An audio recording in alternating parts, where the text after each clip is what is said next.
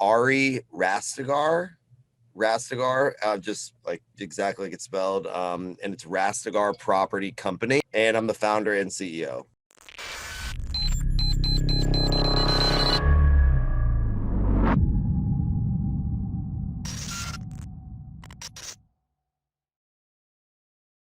Hey, it's Kellen, and today on Diversified Game, I have Ari Rastegar. This guy is a real estate tycoon, for real. If you put his name in, you'll see him in Forbes.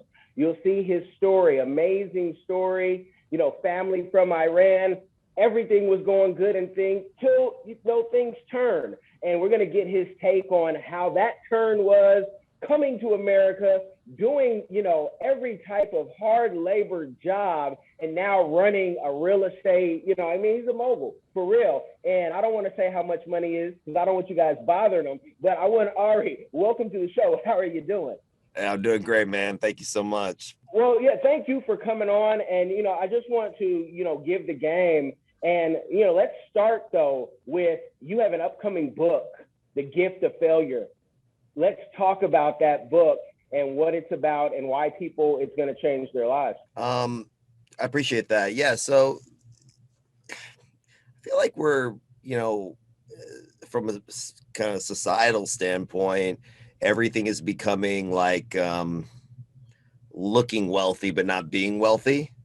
Right. And I kind of, and look, and the people that, have seen success in whatever industry that are showing it, or, some people are flaunting it, some people are showing it. It's semantics.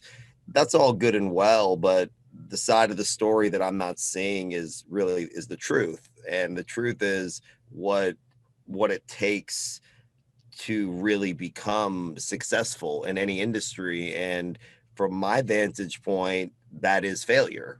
Like the amounts that you're succeeding, you look at any sport, and I'm not a big sport guy. I have a lot of professional athlete investors and dear friends, but you look at baseball, and right, if you bat a 300, you're not just good, you're in the Hall of Fame. I mean, that means you struck out 70% of the time.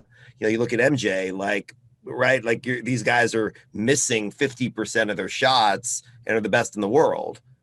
And so there's this fundamental issue of around how do you become successful, and I believe that it's through the introspection of failure that you find those lessons that move you forward. So John Maxwell talks about failing forward, and so I wanted to just kind of just be honest and just share some of the things that were just mind-blowingly difficult for me, and what I learned from them, and what the options could have been, when you got kind of kicked in the teeth.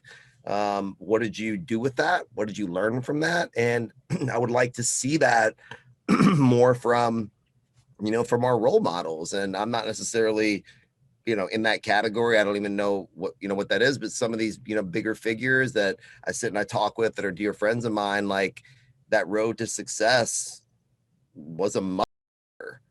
And, and I want to know about that. I want to hear that side of the story. Like, if you're going to show me your Benz and you're going to show me your mansion and show me your planes, also tell me what it took. Like, show me the other side of it. Show me a little bit about that vulnerability, because I've come to know, as a father of three, as running a pretty sizable business, I think there are these things that are failures. But in reality, are they failures, or is that my stepping stone? Is that my chance to learn? I know for me, every day, every moment, you have that moment where something goes wrong, and you fix it and you show up and you move forward. And I've come to find that to be a gift, and failure to be the other side of the coin of success. It's not a separate thing. It's not a bad thing. And I've come to learn that later in life, that those were all the blessings were. All the blessings were that moment where you feel like you can't go on, and you just keep going on. This is happening right on time. I know we have we had to have a reschedule, but this is happening right on time, because every marketer out there, and I'm a consultant and a PR guy, but every marketer out there is saying how you can't even sell a course right now or a book unless you're in front of this camera. every day, giving content, buying ads. And there's companies out there for, a couple of $1,000 will make you look like Grant Cardone and Gary Vee. And that's fine, except you're lying because you don't live that life, And so what are your thoughts on where we're going? Because it's the Twilight Zone. I'm old school, black and white Twilight Zone. We're in Black Mirror season 3, episode 1, where everyone's just putting on air. So give us your thoughts on that. Look, I have a lot of respect for Gary and for Grant and what they've accomplished in their own rights. But to me, it's about personal integrity. That's my creed. So Benjamin Franklin said that, a quote that's I've always really resonated. I was an English major in undergrad, so I went to 2 community colleges, flipped burgers at Johnny Rockets when I was in high school and delivered pizzas through college, and had to go to 2 community colleges before I even got into A&M, and then then went to law school afterwards on a scholarship. But we need to start telling the truth more. I mean, there is just this photoshopped world, right, has become like this mirage. And, I just want to see some truth, and I don't care where that comes from, but just be honest of whatever that is. And I think that there's going to be a massive gravitas towards honesty and towards vulnerability and towards personal integrity because it's become so rare. It's become something that doesn't really exist. It's this image. And like, for me, I'm kind of old school. Like I'm that J. Cole middle child, right? Like I'm 39 years old. Right. And so that's my son calling me right now. But I'm that J. Cole middle child where I'm the oldest millennial.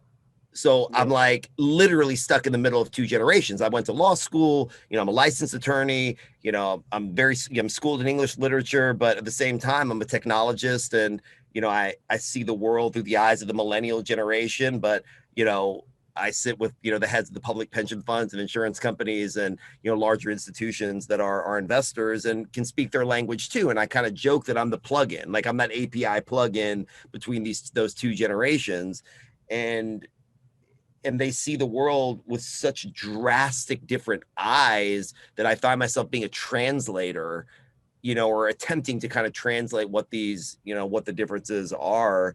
But what I do know for sure is without that hard work, without that grit, none of it works. And that's universal. Grit is what you want to see. Like you said, whether it's someone pushing out content, even if it's not real, truthful content, if you're putting in that work and you're pushing it massively, that someone's going to watch it and they're going to look at it and you're going to build that following or build whatever that thing is. That's partly a shame. So I just hope that there's more authenticity, because what I found in my life, it's the only thing you can't fake is authenticity. Like either you are or you're not. Like, and people aren't stupid in the long run. People, like, they can tell whether or not you're the real deal. If you're a musician, you can put out one great record, but we'll know whether or not you're The Weeknd 10 years later, or whether or not you're you're Lil Wayne or you're Drake, or you're like, can you keep being prolific, or was it a one-hit? Were you a one-hit wonder? Yeah, and if you are a one-hit wonder, rock with that Afro, man, because you got high, and rock that whole thing and do the same thing, Or Shaggy. Shaggy did it, right? Shaggy has that, has one iconic banger, and he still travels the world and gets paid to have, to perform the one song that we all know and love for years. It'll be forever in one of your playlists. Wait, Ari. Shaggy's going to want to, tweet this out and say, you got to remember, I've done albums with Sting. Not that we remember any of the songs, right? So I get you. I have a lot of respect for Shaggy. I have a lot of respect for Craig David. I mean, the guys through that era, but at the end of the day, no matter how great those catalogs and those records are from the mainstream, there's only a few songs that, have stayed in that, high level, that prolific kind of iconic nature. But you're right, there's so much work and so much catalog behind it. True, back to that point we made before, like, even though there's that one record of that one hit wonder, right, whether Shaggy or them are one hit wonders, I have no idea, but there's a million things behind that created that one hit wonder, right? Like there's a million records, there's a huge catalog behind it that someone might not even know about, that went into that one creation of greatness. Well, you know, your family being from Iran and you also being fluent and have studied, I believe it was in Mexico, Yeah. you know, how do you diversify? Because you know, you might like Shaggy, but you also might like Luis Miguel and say, you know, these are classics. But in business, because you've seen your family go from, you know, lawyers, doctors, high positions in Iran, and then there's a regime change, which we almost had one, you know, 6-7 months ago. In this country, it looked like things are going to be taken over at the Capitol. Have you set yourself up to say, you know what, Babylon is on fire? Just in case, I'm going to set myself up over here as well, because, you know, diversification and geo arbitrage is a real thing. Oh, it's a real thing. And I mean, you make some phenomenal points. And I'd be remiss to tell you that I haven't, you know, these thoughts haven't crossed my mind, because in my day job, really, I'm a risk manager. That's what I do for a living, right? And so it's, oh, you're an investor, you do real estate, whatever. At the end of the day, that's what I do, is I manage risk, right? That's plain and simple. That's really the difference between an investor and a gambler, is how well you can manage risk and how well you can diversify in whatever instance that means, right? So I happen to believe, you know, I'm an optimist and a pessimist both, right? I got both, one on each shoulder, right? Like the lawyer in me is trained to think of how things are going to go wrong. The entrepreneur in me is trained to think that we can make the world better, right? And things are going to be great, right? So it's always a dialogue in my head between these two, you know, opposing forces. But my hope and my prayer is that, you know, we won't see that cataclysmic shift in culture in this country as we have in some other countries. I believe that, you know, there will be an endurance of what is fundamentally American. And I do believe that we're going to find, you know, move closer towards the social change, towards, you know, righting some of these injustices. And that's my hope, and that's my belief. And I try not to get too wrapped up in, you know, the political landscape, and try to kind of break down the difference between what's political and, you know, what's real, what's spin, what's rhetoric, and what's actually real. But diversity is, the social landscape is changing. I mean, there's a systemic shift that's happening in countries all over the world. You know, we're in, like you said, in the Twilight Zone, watching this Delta variant, you know, with COVID, you know, you might see another massive resurgence. The stock market is doing things that we've never seen before. And really the variables have changed. The game has changed. And you're right. You know, although I was born in Austin and born in Texas, you know, my parents, it was like a lot, you know, my dad really is Iranian, my mother's German, but it was like a light switch. It went from, like you said, from being doctors and lawyers and, you know, having, you know, land and all these other things, whatever you're on, which, to zero, you know. And my dad talks about it constantly. He loves this country, and, you know, loves the Constitution. He's an attorney himself. And, you know, as an attorney, you're a protector of the Constitution. And my hope is that we continue to stay true to that, because if we don't, you know, there's big trouble ahead. And there's really, really big trouble ahead. But when I look at everything, and I look at the risk, and I look at other countries, I look at their markets, at their freedoms, and you factor all these things in, there's still no place like the United States of America. Period. Hard stop. I mean, there's no banking system, no economy, no safety, no freedom like that we have in this country still. Can we argue there's an erosion of that to some degree? Maybe, but there's still no other country that's number two. Try to find me someone in this world that'll trade their passport for an American passport. And I don't think there's anybody that would trade. Not really. Like you hear that cap, like I'm moving to whatever, you know, I'm trading in my passport. That's all cap. You know, like, come on, like you're not trading your United States passport or your citizenship for any other citizenship in the world. And if you are, you're doing it with England, and England is the number two, or Canada. But other than that, like, I don't see it yet. Well, if you are, you probably have so much money, and there's probably some other factors. You know, I've had guests like the Nomad Capitalist, white guy from Ohio. And he was like, I just don't, the values have changed. And he's our age, you know, he's in this older millennial. Every generation says that rock and roll is ruining this generation. Oh, rap music is going to ruin this generation. Oh, electronic EDM. We've been saying this since the beginning of time. Oh, they're gone. Like, oh no, they gone. No. That generation, they gone.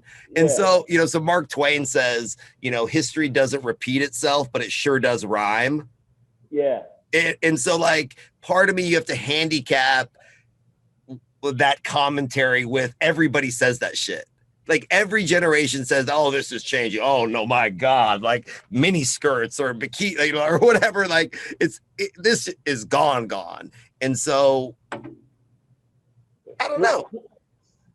Well, and you mentioned Mark Twain. Can you teach the audience, how do you block out enough time to read 10 to 15 books a week? Because a lot of folks, I tell people, read a book a week and your life will change. We learned that from Miles Monroe. But how do you block out that time? Is it audiobooks? Is it physical books? Do you have a chip? Are you on any any of the fancy pills? I don't want to say the names because I don't want kids grabbing them thinking they're about to be enlightened. None of that for me though. No, it's funny. Reading is a skill. Okay. And people think of reading as maybe some passive exercise or maybe something they do in college or in high school, whatever, for schooling. But reading is no different than basketball or being a plumber, right? Like it's a trade. And once you start thinking of reading as a trade or a skill, what do you do to get better at it? You practice, like you practice. And right. So I've been reading, many books a week or whatever you want to call it, for 25 years. I've been reading since I was 4 years old. I was an English major, right? And I'm an attorney by trade. Like what that tells you is we read like a lot. And so the answer to your question is, how do I block off the time? That was your question. And questions are the answer. That is the work. I don't block off time for reading. Reading is the work. What I do to buy real estate or investing, quote unquote, is only because I've stayed curious, that I've continued to gather intelligence, that I continue to follow the markets and read the data and continuously nonstop be learning and staying fresh. Because if I'm not doing that, I can't make good decisions. So I don't block time off to make reading. I block time off for what you call work. I love it. Now, this was a new one for me. You have a biocharging machine. I had to go and say, what? Wait, hold on. Did this guy go into the future? And, the future is faster than you think. And it's here now. The future is here. Yeah, the future is here. I love that book. So every time I have to reference Peter. No, it's great. It's great. Yeah. But the biocharging machine, give the game on that, because that was a new one for me. Well, look, I mean, they asked, I'll give you two little pieces of history. So, and they asked Albert Einstein one day, how does it feel to be the smartest man in the world? And he said, I don't know, ask Nikola Tesla. And so Tesla said, if you want to understand the universe, think in terms of energy, wavelength, and frequency. Period. Right? So our bodies are electrical systems. Like you need a certain amount of voltage, like your energy, your cells produce ATP, produce energy, right? So these aren't esoteric issues. So how do we recharge our body?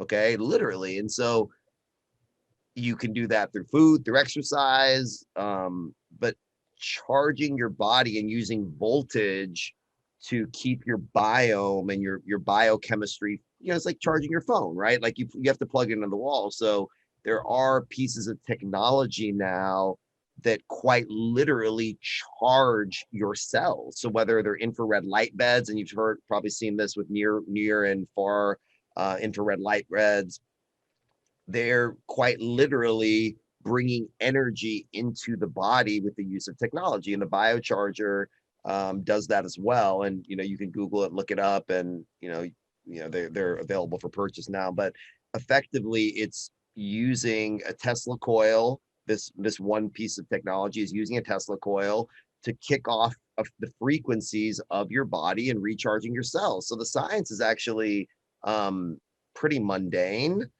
honestly, and it's pretty simple. I mean, Tesla coil was developed in the 1800s, and so this is not anything that's new. It's just more accessible, I think. And so for me, my life is about energy and vitality. I'm only as good as the decisions that I make, which are only as good as the intelligence that I've garnered.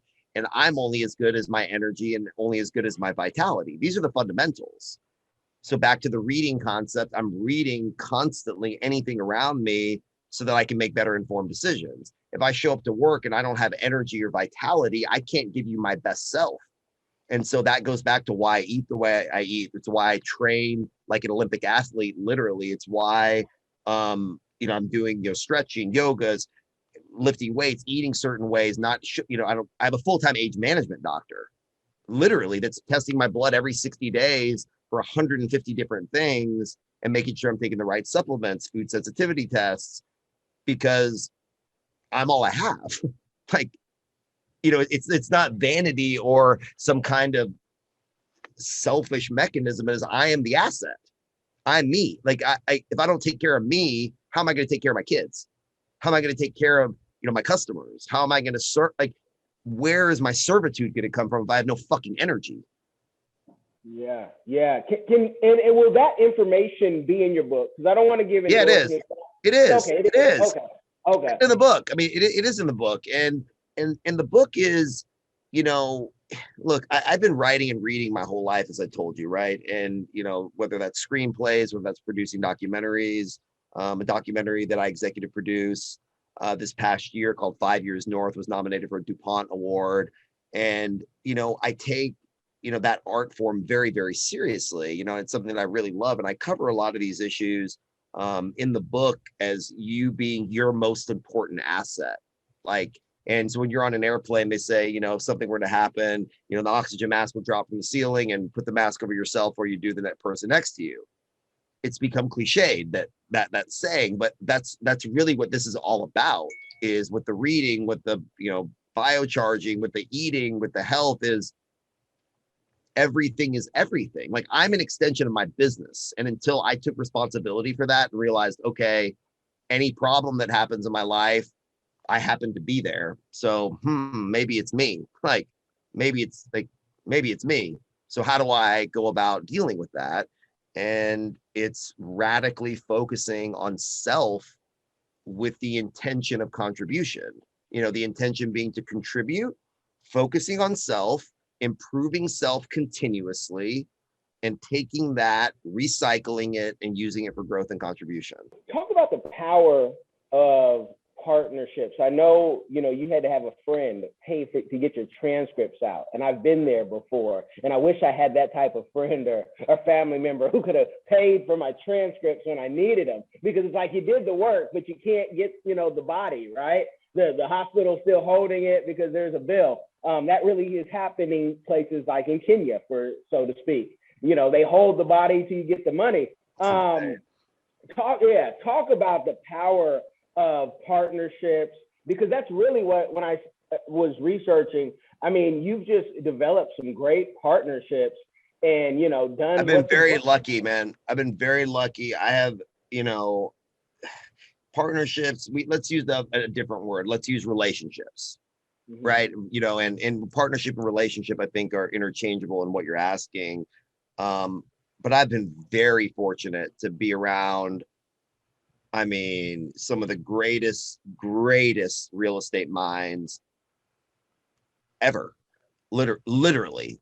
And at this point in my life, be able to not only call them friends, but call them partners in many instances, mentors, idols, honestly. And for those out there that maybe don't have the direct plugs to some of those people, and I got very lucky to know them, like my wrestling coach's cousin, from middle school, was running one of the biggest banks in the world. And meaning it was this very serendipitous, and I have to look at his providence as a blessing, because I don't know how you make that stuff up. I don't know how, did I walk through the door? Yes. Did I show up and work 20-hour days for 20 years if I had never taken a vacation in my entire life.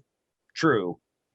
Literally, like when I take my kids and, we go on vacation with my wife and the family, like a lot of times I get an extra hotel room and staff flies in. Like, so, do I focus that time with my kids for a couple hours and play with them and give them dad time? Absolutely. It's the best moments of my life, but I don't turn it off, if that makes sense. Like, period, hard stop. I don't turn it off.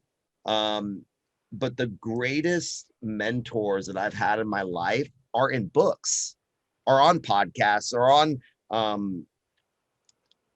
it doesn't have, the relationship that you build with people is the most important, that human interaction, which we're tribal beings.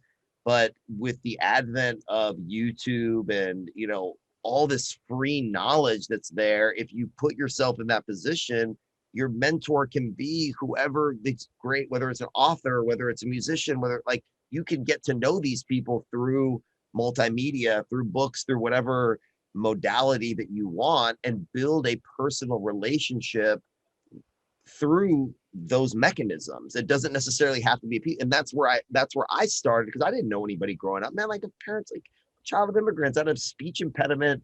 I couldn't even talk. I had to go to 7 years of speech therapy to learn how to talk. Like, so, and I'm delivering pizzas. Like, I'm a regular dude, man. Like, I'm just a regular guy that wouldn't leave. Yeah. I just want to leave. Like, you can't get rid of me. You can't shake me. Like I'm gonna show up before you. I'm gonna leave after you. Like, you're gonna go to sleep. I'm gonna be working. And that's what the Kobe Bryants, the Will Smiths, everybody talks about it. The Les Browns just keep pushing and outwork everybody else. Now, you mentioned YouTube, and through the whole YouTube streets, there's this whole thing of, oh, high value men. Women want high value men. I get a kick out of this stuff, being old and married. That if you make six figures, you're now suddenly a high value plumber, even though you might work for somebody, right? How important and how impactful has marriage life been? Because you actually, unlike many people talking about it, you actually have a woman. You actually have children. I'm trying to catch up to you. I'm trying to break through Morena, but I got three. I got three. Yeah. And we've been married almost 10 years. I mean, 10 years coming up in September. And man, some of my closest friends still to this day, are my friends, since 5th and 6th grade. Like, so I've stayed very close with, that kind of core group of my friends for, coming up on, 30 years basically. Right. And I was the last one that would have been married, or the last one that would have had kids or anything of that sort. Yet I was the first, so it's funny that, the way, the way the cards are kind of, cards are dealt. But, kids, man, are the greatest thing in life. Is the greatest thing really in life. Like, to me, like, being able to see this individual that is from you but is not you, like, because kids are not your own. I mean, they come to you, you're like you're protectors of them, but they're their own souls, they're their own people, they have their own personalities. Every one of our children, from the day they were born, we could start to see their personality and watch that transcend and watch them be their own individuals. And you're there and blessed to be around them and watch that magic that all children have. Like, they have this innocence, this radiance that is just purity, and you're lucky to be able to witness it and be around it. And I know for me, it changed me fundamentally. Like, when my first was born and I held my daughter, like, I mean, I lost my shit, obviously, but I'm thinking, oh my God, like, I can't even take care of myself. Like, I have to take care of this little angel. Like, I got to get to work. Like, I got to, and so it was a huge motivator for me. Like, when you want something to happen, it's different when you have to do it. Like, wanting and like a want and a must are not the same thing. Yeah. And so when you have kids or you have a family, or a wife, and then those multiple kids, you say, I want a 5-bedroom house, let's say, whatever, that's your goal. Well, if you're a single dude, like you don't need a 5-bedroom house, not really. But if you have 5 kids and a wife, the scale of needing a 5-bedroom house has increased exponentially. Does that make sense? No, it all makes sense. And so when that must happens and you have that mindset shift change into, I have to do this, and people rely on me, things blossom. It's almost like your world expands as that circle, or that, right? There's this old proverb that, the larger the house that you have, the more snow, that you have to shovel from your driveway or your roof, or, whatever it is, right? There's more, like you have expansion, and family has done that, for me in a very unexpected way. Expanded my world, certainly made me a better investor, because I look at things on their time. I'm like, when I was 2 years old, well, we didn't have too much. Okay, when I was 7, when I was 5, when I was 8, I'll hold it for 10 years. I'll hold it for 5. Okay, maybe in 20 years, maybe, everything is their timeline. Like it became about me, but when it came to my own, success, like I'm a simple dude, man. I have everything I'd ever wanted in my life. Like I don't need watches. I'm not really a car guy. I drive a Denali. Like I don't, it's all about them. Does that make sense? Like it's like, what can I do to make their lives better?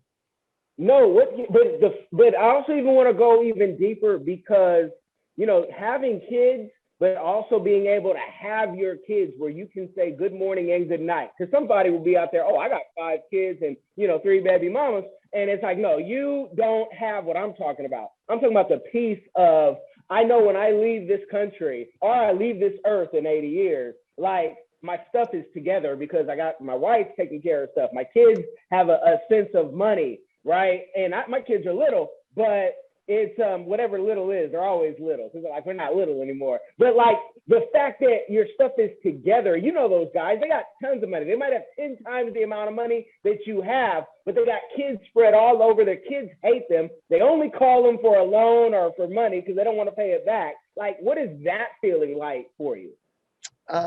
That's a great question. I think I think some of those scenarios are tragic, because you kind of forget why you're doing any of it. If that makes any sense. Like you can tell a lot about an individual by the way their children greet them. Like, are they happy to see dad and mom? And when you walk into the room, like, or like you said, are they calling you just for the loan or just for whatever? And I've been very fortunate that, my wife, the mother of my 3 children, is an unbelievable human being, and unbelievable mother, and has really trained the kids to understand work, understand, when dad's not home, what's going on, and what that really means. And but I couldn't imagine a world that, that I had that separation from my kids. Like it's like saying, like, where's my right arm? Like my right arm is in New York and I'm in Texas. It's like, what does that mean? Like I couldn't, like, it's unimaginable to think anything other than, the children are there. Like I built this for them. Like I built it first for my grandpa and my dad, and I put my name on the door because my grandpa, before he passed away, who was a huge man. I mean, like 7 gold medals in the national games for track and field, psychiatrist, medical doctor, poet, spoke multiple languages, taught at the university, wrote books in history, and just an unbelievable, just larger than life human being. And he would tell me, put the name on the door, and remember, that's not your name. You stand on the shoulders of giants. Like, that's my name. That's your father's name. That was my father's name. And so remember, if anything happens or you're about to make some kind of decision, you remember, you look at that and you remember, this isn't you, bud. Like, right. And I've taken that for my children, is that I don't want them to be like me. Like, I want them to be authentically them. Like, I want them to be them. And, my daughter, my eldest, reminds me daily that when she's CEO, how things are going to be.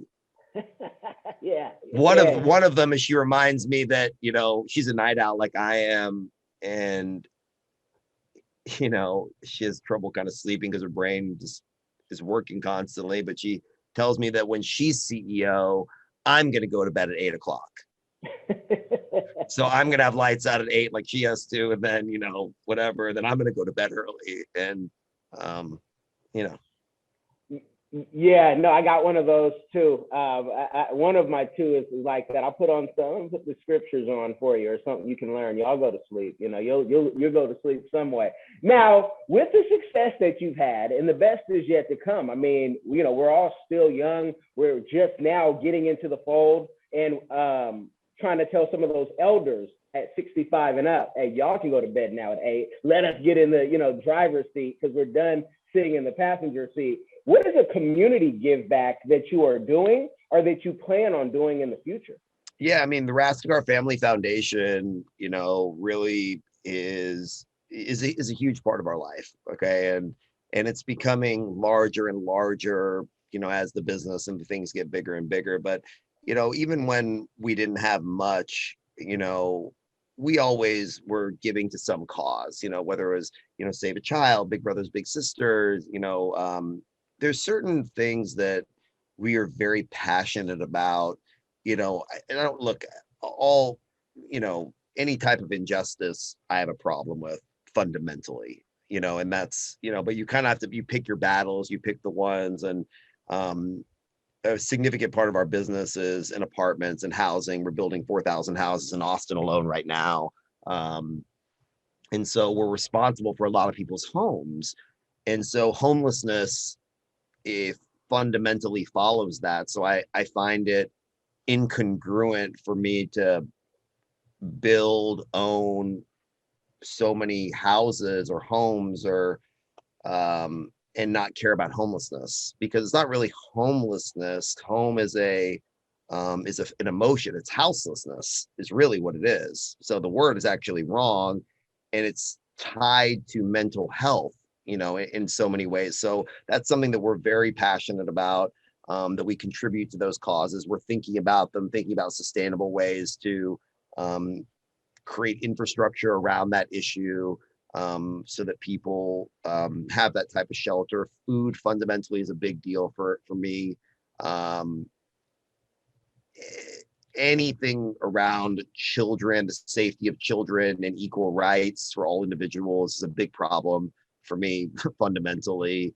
And we support those issues. You know, we're, you know, around health and wellness, you know, we support, you know, FC Westlake, which is the, you know, one of the largest, you know, youth soccer clubs, you know, certainly in Austin and also in Texas. And we partnered with Adidas, and, you know, the Rastegar logo is this big on the jerseys of, you know, all players, K-12, boys and girls. And one of the reasons around that was the grant that we gave was to bring underprivileged kids into this, you know, into this program so they can not only evolve socially, but soccer is a sport that, you know, from a cardiovascular health standpoint, from a unity of culture standpoint, it's the world sport, has a lot of fundamental core values that we believe in. Although I've never been a big soccer fan, not really a big sports fan myself. I love the unity around that soccer brings and the ethos that soccer brings. So yes, it's something that we're very cognizant of, but I don't separate the two. Like, my work is my worship. My work is what I'm giving, enhancing communities, building things, creating opportunity, creating jobs, so I don't want to separate the philanthropic stuff with what my core business is, because to me they're the same thing. Because if I'm not showing up every day and doing good work, and then over here, I'll like do something over here that's all messed up, and then, oh no, I'm going to make a bunch of money and then give it to this cause over here, like that's not congruency. And that's where my main focus right now is being as congruent as I possibly can.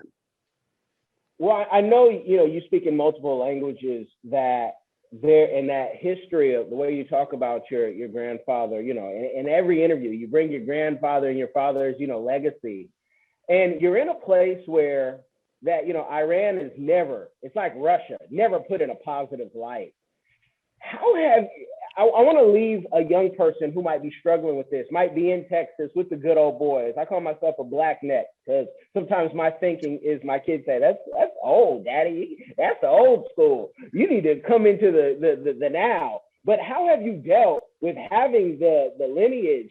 And you'll hear somebody talk about, you know, the works and the things that your grandfather was, you know, he built and was a part of. Like there are some terrorists because of, you know, the political climate. And I've told people no one has bombed more people than America.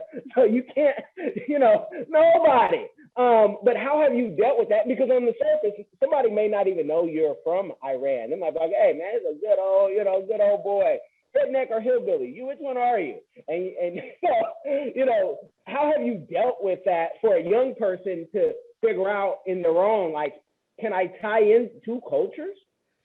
It's again, it's a wonderful question, and I love listening to you, and I love your craft, man. Like honestly, like you're a best in class kind of human being. Just as a quick aside, so I'm really enjoying this. But the answer to that question is, it's a different world. You know, the world that, you know, the Iran that, you know, was my dad and my grandpa's Iran doesn't exist anymore. And I'll give you a simple example. You know, my grandma that passed away in her 80s, I was really close with, she went to law school when she was 22 years old in Iran. So, Wow. so think about, you know, where we're talking about in terms of women's rights, in terms of freedom of religion, in terms of these different issues of where Iran is today versus 60 years ago, right? So it was a country that is, you know, unrecognizable to what it's come to today because of the radical views of a few. Okay. And so to, you know, to your point before, there is a faction or a small group of people that see the world through a lens that I certainly don't agree with, in a lot of different ways. That if anything that's taking away human rights is a problem. Anytime that, you know, voices are being silenced is a problem.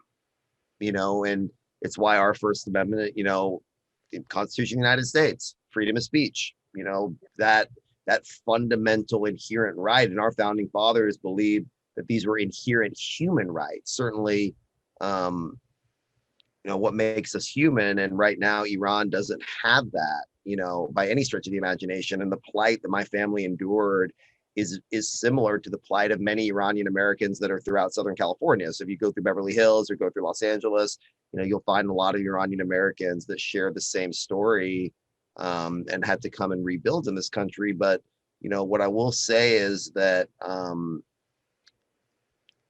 you can't judge a culture or a people or a country by just the acts of a few ever, you know, whatever that is. Or, you know, look at like an Osama bin Laden, or you look at, you know, these or serial killers, Charlie Manson, or, you know, you can't go and take that behavior of one or two people, or even of a microcosm of a government of a country, and then judge that against the people, judge that against the beliefs. Like you can't take that generalization all the way there. Like it's gone too far.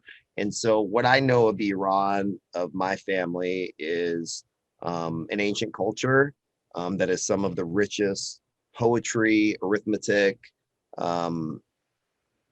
language of the world. I mean, it's one of the ancient cultures of the world. You know, the Chinese share this, you know, the Greeks, the Persians, and we have to know our history, know where we came from, to know how we got here. At the end of the day, you know, America was an English colony, you know, and we have to understand that history. We have to understand how we got to this point, you know, as an investor, looking back on historical data, understanding things, although we're forward looking and, you know, in our approach, understanding how we got here, I think is unbelievably important.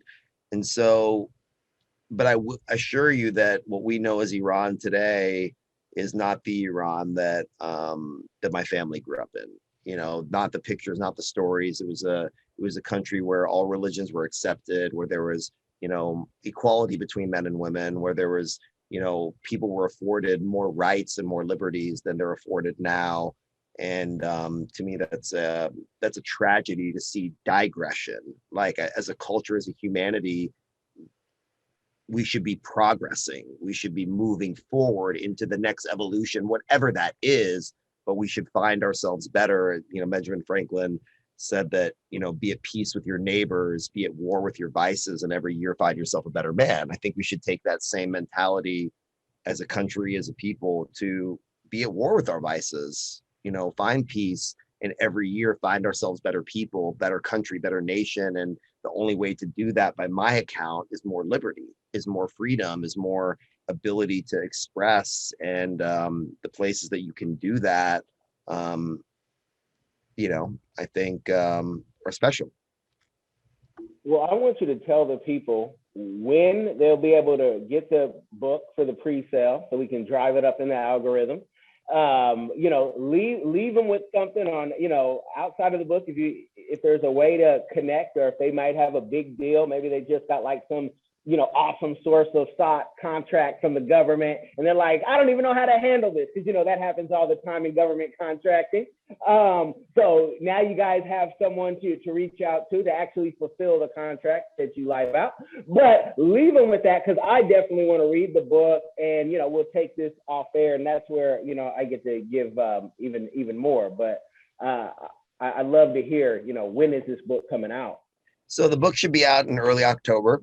And I'll certainly send you a copy. I would love for you to come down to Austin. So come down and visit us in Austin, so I can show you a little bit of how the city's evolved since the last time you've been down. And look, I'm pretty easy to find. I mean, I learned that recently, and I'm kind of like you, man. Like, I never really was into social media, or one of my dearest friends, who I call a brother now, honestly.